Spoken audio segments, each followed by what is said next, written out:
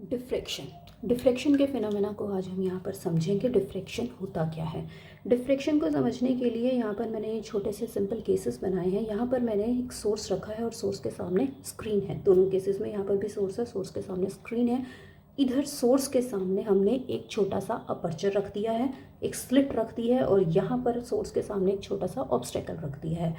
अब नॉर्मली हमने बचपन में पढ़ा हुआ है, छोटे क्लासेस में पढ़ा हुआ है कि जो लाइट है वो स्ट्रेट लाइंस में ट्रेवल करती है। लाइन जो है वो रेक्टिलिनियर पाथ में ट्रेवल करती है।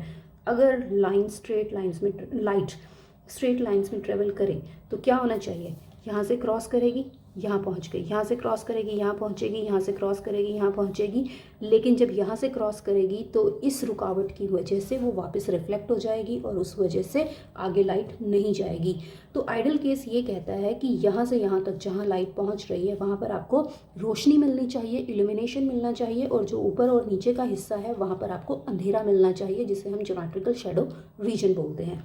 इसी तरह से यहाँ पर देखिए, यहाँ पर ये है सोर्स के सामने मैंने एक छोटी सी रुकावट, एक छोटा सा ऑब्स्टेकल रख दिया है। इस ऑब्स्टेकल को रखने के बाद जब लाइट इस ऑब्स्टेकल पर गिरेगी, अब इस ऑब्स्टेकल पर गिरने के जहाँ जहाँ गिर रही है वहाँ पर लाइट रिफ्लेक्ट बैक हो जाएगी, वापस रिफ्लेक्ट हो जाएगी और आगे नहीं पहुँचेगी।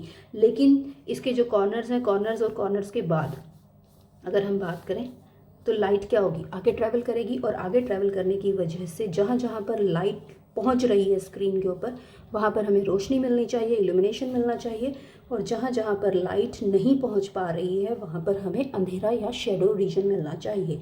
अब लाइट रेक्टिलिनियर ट्रैवल, अगर उसका रेक्टिलिनियर पाथ हो तो इस तरह का हमारे पास थ्योरेटिकल रिजल्ट आना चाहिए, लेकिन एक्चुअल में ऐसा नहीं होता।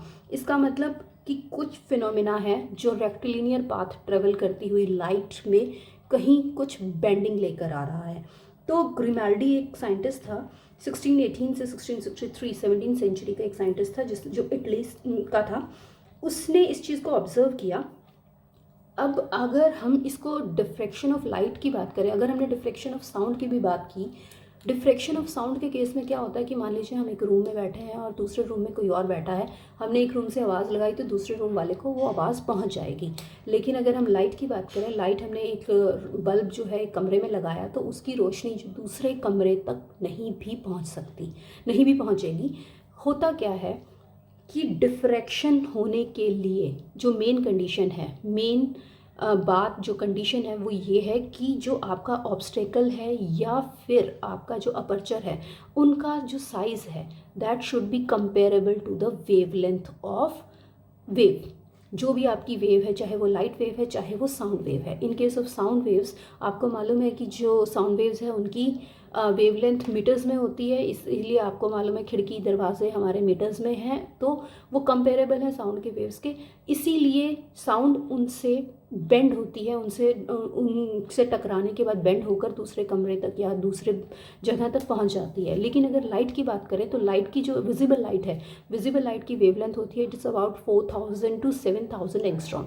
तो उसके वेवलेंथ के कंपेरेबल अगर साइज़ है आपके अपर्चर या ऑब्स्टेकल का, तब आपको डिफ्रैक्शन पैटर्न नोटिस होता है। अदरवाइज आपको रूटीन लाइफ में diffraction pattern of light notice नहीं होता। इसीलिए डिफ्रैक्शन ऑफ साउंड तो हमने बहुत पहले पढ़ लिया था, लेकिन जो डिफ्रैक्शन ऑफ लाइट है उसे नोटिस करने में टाइम लगा।